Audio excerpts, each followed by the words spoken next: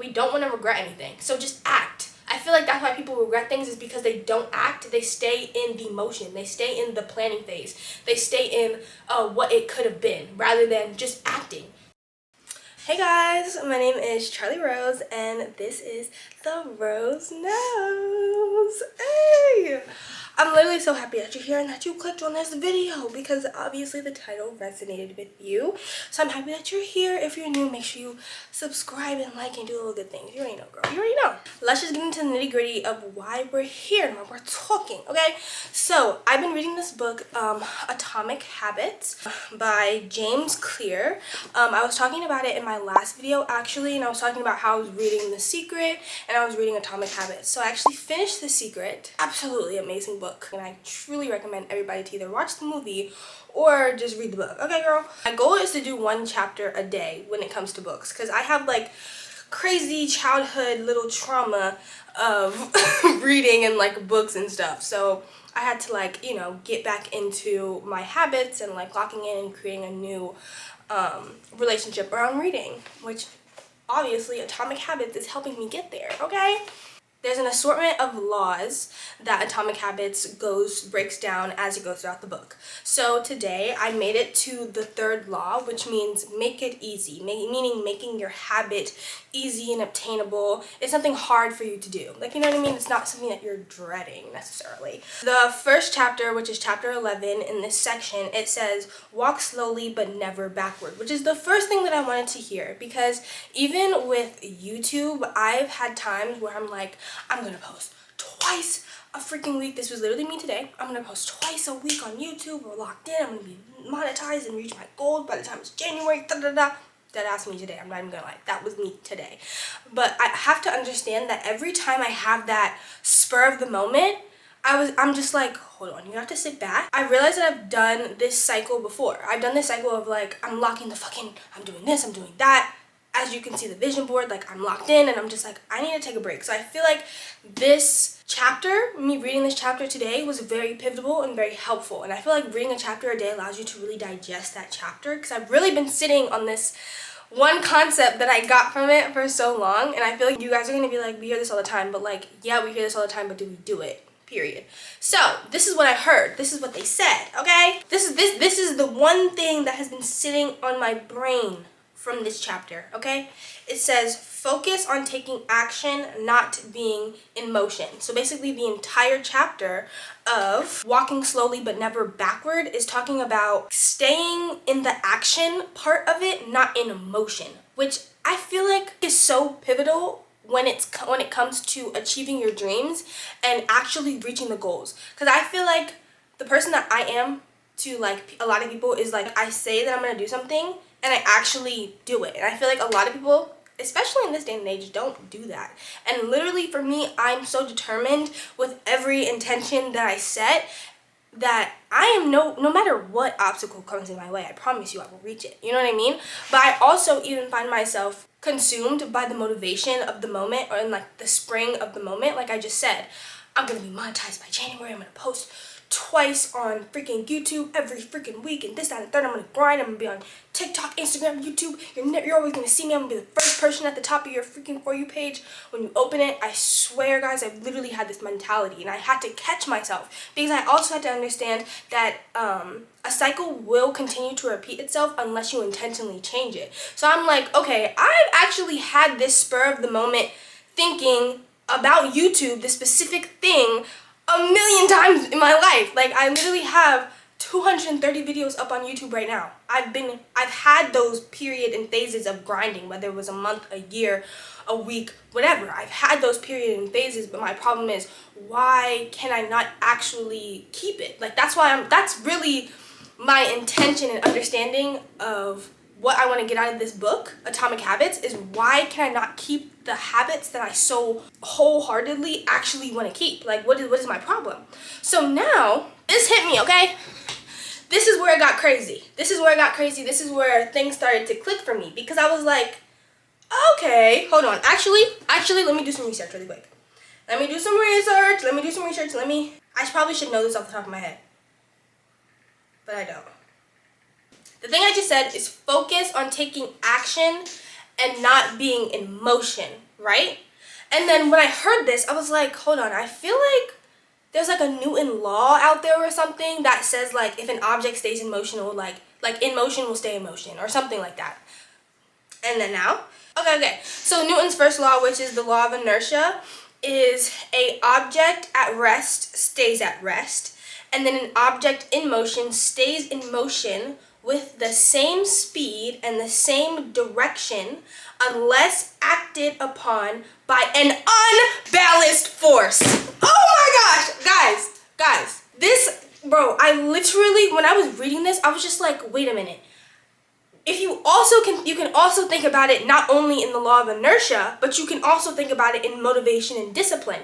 Focus on taking, I'm sorry, I keep looking up here because I actually wrote it on my mirror. Actually, like I literally wrote it on my mirror.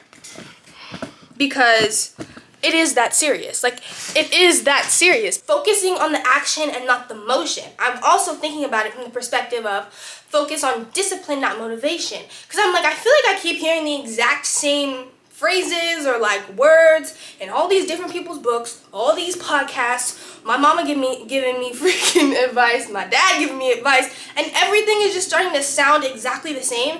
It's just explained a little bit differently so that it can click for different people.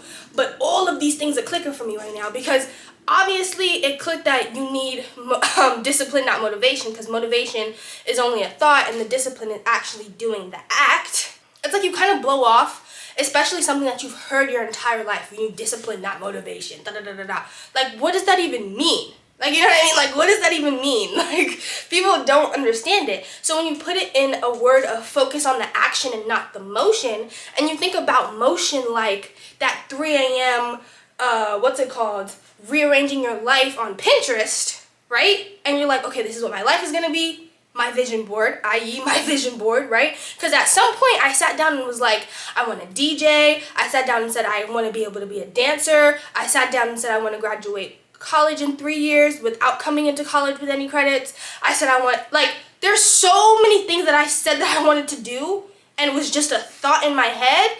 But without the action, without the discipline to actually do the thing, I would have never got there. You know what I mean? So when I connected it to like the law of inertia, it literally says it. It says an object at rest stays at rest, of course. But it says an object in motion stays in motion at the same speed and the same direction unless an unbalanced force has hit it. Think about a soccer ball, right? And you just roll a soccer ball.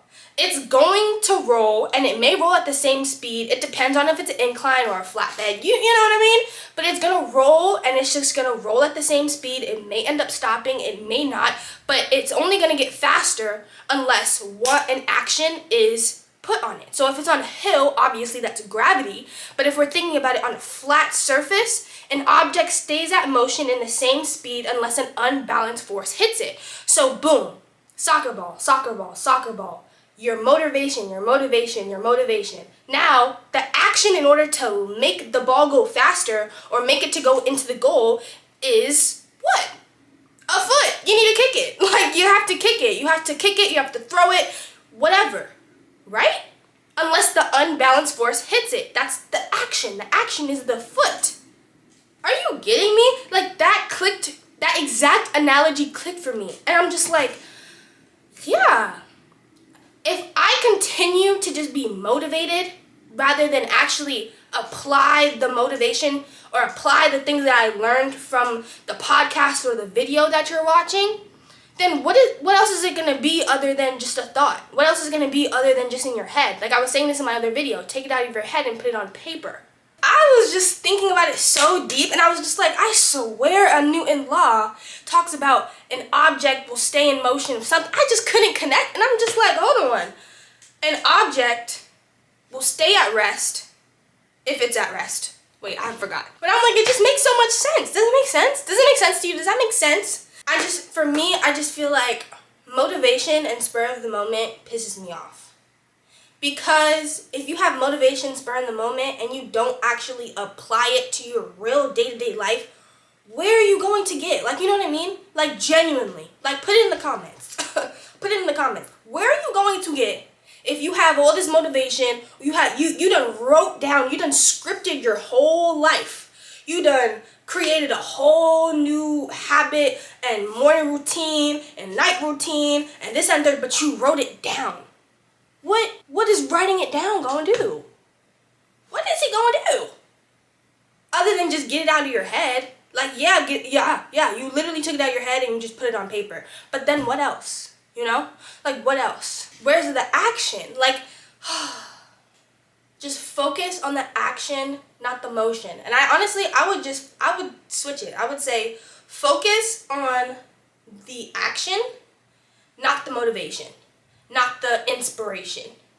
Focus on the action. Focus on what you are actually going to do. Because what the book also was saying is that they had Group A, Group B, right? Group A was focusing on quantity. Literally quantity. The amount of work that they were producing, right?